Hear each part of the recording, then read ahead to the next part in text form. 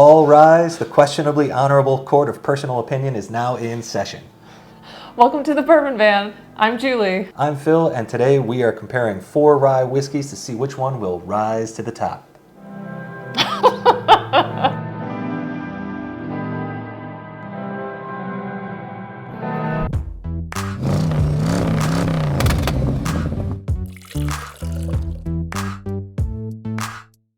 All right, let's meet the competition. First up, Old Forester Rye. Old Forester Rye is the budget pick and one of my favorite daily sippers. This one's getting harder to find locally at the moment, and the secret seems to be out. Made by Old Forester, we believe that this whiskey is aged for 4 or more years in the barrel. It's bottled at 100 proof and it sells for just $22. Our second contender is Creek Straight Rye. Creek Rye is a workhorse. It's great for sipping neat, holds its own in cocktails, and it won't break the bank. Made by Jim Beam, while they don't offer an age statement, this rye is likely aged up to 6 years, bottled at 100 proof, and it sells for $35 here in Oregon. Our third rye comes to us from Park City, Utah. It's West Double Rye. This rye technically comes to us from Utah by way of Indiana. Some percentage of it comes from MGP, and some percentage of it is made by High West. Blending is MGP's specialty, so we have high hopes, and while we haven't explored much from High West, people keep telling us we need to try it, so we pulled the trigger on this bottle. West Double Rye is bottled at 92 proof and sells for $35.95 MSRP. Finally, let's meet our most expensive competitor. It's Pikesville Rye. Pikesville is an old pre-Prohibition brand from Maryland that survived Prohibition only to close its doors in 1982. Purchased by Heaven Hill at that time, Pikesville was brought back to market in 2015 and is now distilled in Kentucky. This rye whiskey is aged 6 years in the barrel, it's bottled at an eye-opening 110 proof, and it sells for $49.95. So Phil, how are we going to judge these? I'm so glad you asked. So we're going to review the nose, the palate, and the finish on each one of these. In the end, we will compare them and see which one gives us the best overall experience. It's purely subjective. I don't believe that I've had any of these before, so my opinion is going to be pretty scientific. I don't think you've ever had a rye before, and that's all right. Each one of these glasses has a sticker on the bottom identifying it. I poured them and put them on the table, and Julie rearranged them. So this is a fully blind tasting. As we talk about each glass, you'll know which is which, but we won't have any idea. All right, shall we get to the nose? Yeah, why not?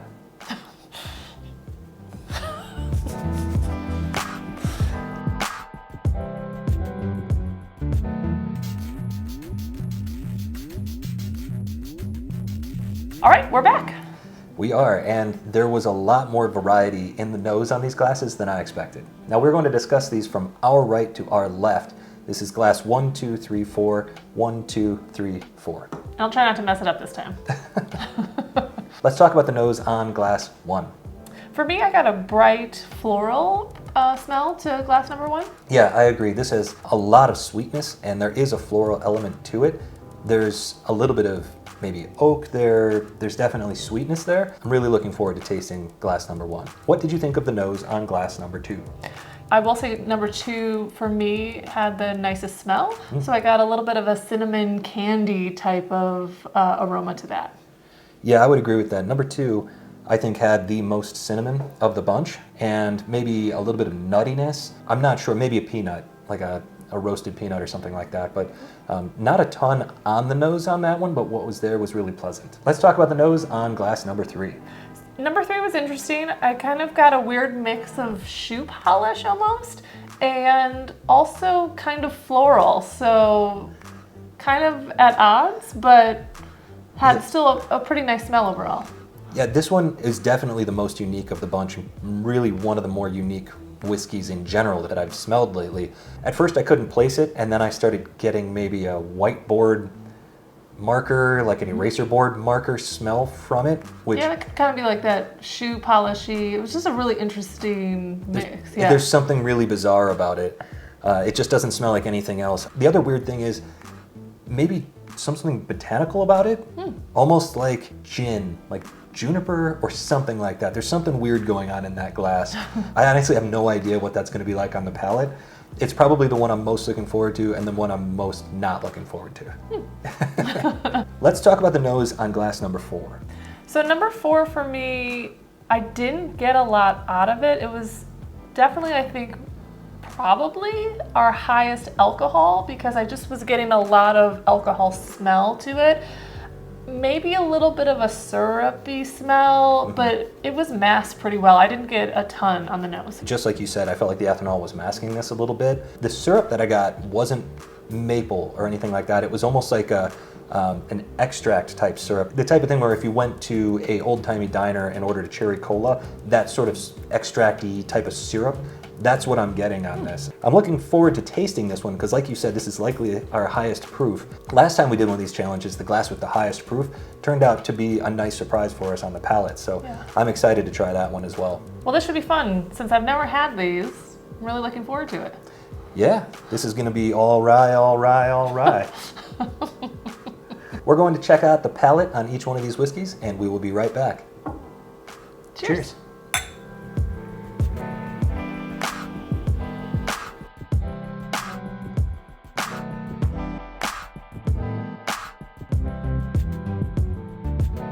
Whoa. That's all peanuts in the nose, it's all peanuts on the palate. Whoa. It tastes like dry peanut butter. Oh, wow. It's totally peanuts. Almost like ballpark peanuts. Yeah, exactly. That was a wild ride. I did not expect all that peanut.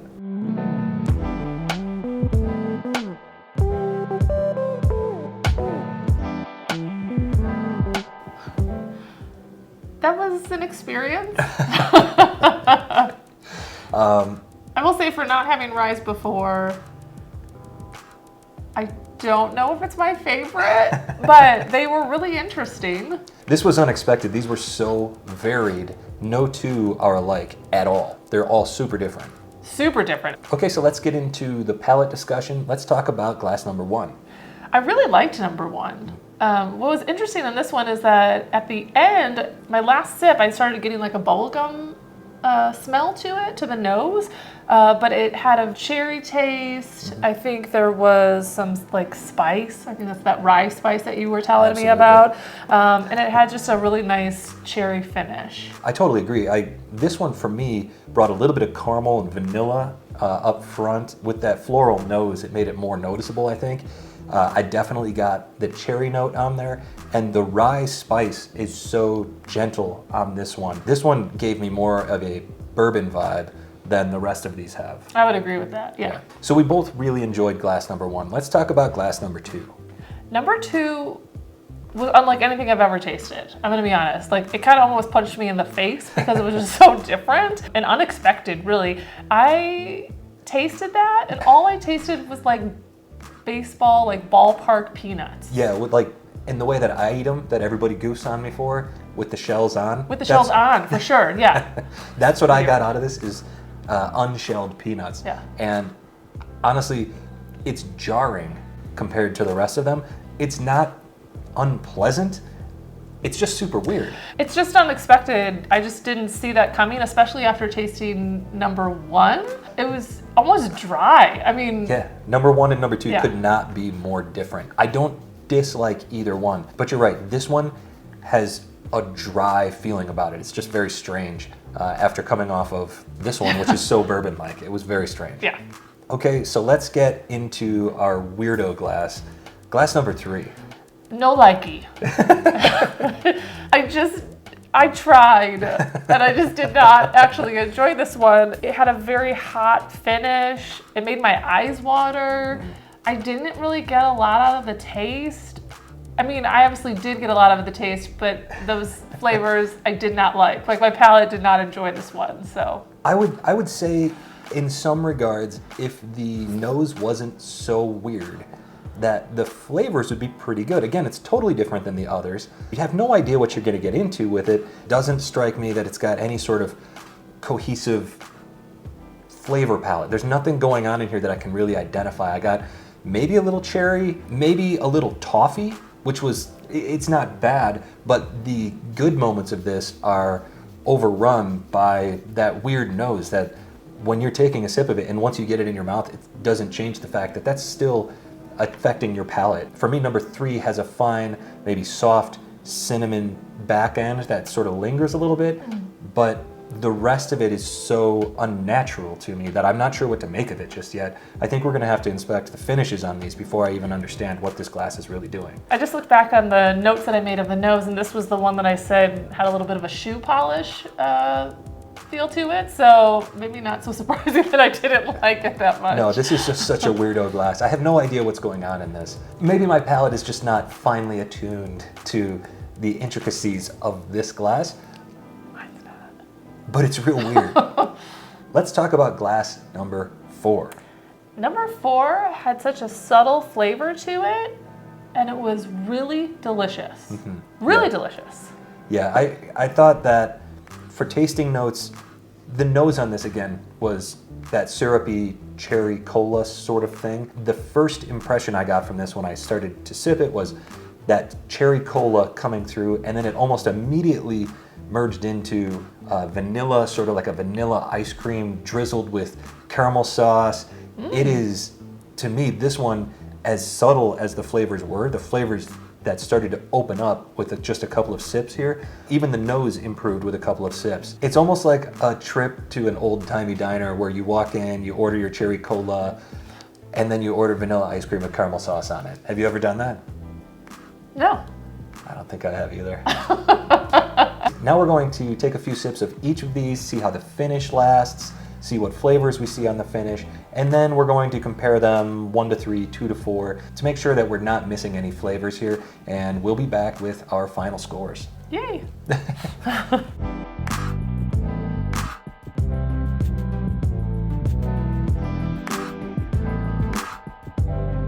And we're back, and not surprising, we have a difference of opinion in the number 1 and the number 2 slot. Rye, can't we be friends? No. Oh, He's having too much fun with the rye jokes. I'm having a great time. And coming in 4th, we both picked glass number 3. It's just so weird. This glass is almost like a little bit of gin mixed into your whiskey on the nose. It is seemingly kind of all over the place on the palate, and on the finish I got allspice, clove, and the gin botanicals came back. I can appreciate it for its uniqueness, but it does very little for my taste. Do you have any idea what you think this one is? So based on everything that we've discovered about it, I'm 100% positive that this is the West Double Rye. And it's too bad because if it is what I'm thinking, this has a fairly new recipe as of 2018. Previously, it was 2-year-old distillate from MGP, I believe, mixed with 16-year-old Barton Rye. And that 16-year-old Barton Rye ran out at some point in the late teens. And since 2018, it's this new version that has MGP and West distillate. I have to think that before 2018, this tasted completely different. Well, that was a lot of information, so let's see if you're right. This is letter B. Hey! Surprise, surprise. There's very little to say about this. I don't dislike this bottle. Maybe trying it side by side against all of these other ryes wasn't the best idea. As a session pour, where you're just drinking that and nothing else, maybe I'd appreciate it more. I honestly don't know. Not our favorite. All right, so coming in 3rd is glass number 2, which if you'll recall was my ballpark peanut flavor. Glass number 2 for both of us was peanuts from start to finish. The finish itself actually was almost like a dried peanut butter. There was a little bit of really nondescript spice on the back end. Again, I didn't dislike this glass, but the peanut is a little bit overwhelming and just kind of strange. In my opinion, glass number 2 is probably best suited for cocktails. I'd have a cocktail. Okay. Let's find out what it is. Based on the peanut profile alone, it just screams Knob Creek, it screams Jim Beam. I'll be surprised if it's not that. This is glass A, and A was Creek Straight Rye. 2 for 2. How about that? Again, I don't dislike this rye. It's fine for what it is. And again, if you sat down with just a glass of that and didn't compare it to anything else, it's a fine drink. Yep. It's 100 proof, so it'll stand up to just about any kind of cocktail you want to make. It's a good enough rye, but it wasn't anything special. No, and that was a last minute switch on my end because I almost put that in second place, but I went with sweetness over saltiness for me. So Fantastic. Here's where it gets interesting because I had glass number 1 in second place. And I had glass number 4 in second place. So what was it about glass number 1 that made it your number 1? So what I really liked about this was I think the overall like cherry sweetness of it. It reminded me a lot more of bourbon. The flavor profile here of the rye is that spiciness. Some of the odd flavors that I experienced with some of these other glasses just didn't really do anything for me. Glass number 1 really matches my flavor profile a lot better with its dark cherry sweetness. So I completely agree with you. That is the most bourbon-like one here. It is sweet. The back end is cherry, a little bit of cinnamon, a little bit of vanilla, caramel, nice sweetness, maybe even a touch of mint on the tail end. It is very cohesive. It's flavorful. From the nose to the finish, it's a great drink.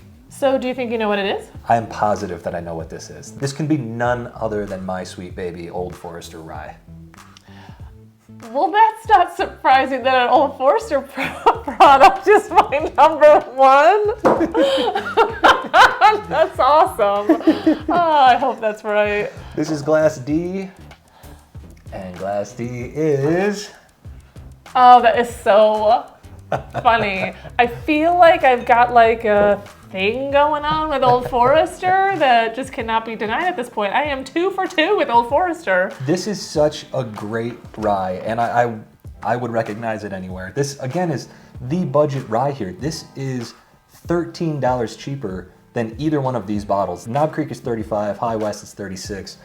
This is $22.95. You can find this on sale sometimes for even cheaper. It is getting harder to find locally, although I hear elsewhere it's not hard to find. The reason this one is more bourbon-like to you is because it is more bourbon-like in nature. The mash bill has 20% malted barley, which is really high for a rye, and the malted barley brings with it that sweetness, it brings with it those caramel tones, and I think it helps the oak show through on this one a little bit more as well. In my mind, this is a unique, easy drinking, complete rye, and it's only $22.95. It's a good value. It's great value. So let's get to your number 2, my number 1. This rye has, the rye stuff. Oh, I'm so glad this video's almost over. It could be none other than Pikesville Straight Rye Whiskey by Heaven Hill. This bottle has been an old-timey diner experience for me from start to finish. The nose was that cherry syrup and just a nice sweetness. The palate, it was all that cherry cola, vanilla ice cream, caramel sauce, which is amazing. And on the finish, the caramel, vanilla, the cherry. It even had like a chocolate cake type of taste to it at This the is end. the full diner experience. You get that chocolate cake with the sprig of mint on top. That's how this finished for me. I think that this bottle is delicious. And for $49.95, it's aged 6 full years. It's 110 proof. It's bound to have a more flavorful palate, I think, just due to the higher proof. That also is something that holds back the nose initially, but as that glass sat there, as it opened up, as we had more of it, it just got better and better. This is a great drink. Well, and as you described it right there, it makes me want to have more of it. That was like a really delicious way to describe this rye. So I'm sure everyone watching will want to try it out. And I think we should take the opportunity to have some more of it right now. No? All right, guys, that's it. We're gonna wrap it up here. So while we don't agree on which rye should be number 1, we'd be interested to know what you guys think in your number 1 rye. Well, this was a really fun and interesting challenge, and we hope that it helps you to select a rye in the future. So from wherever we are To wherever you are, right now. Oh boy. Cheers. Cheers.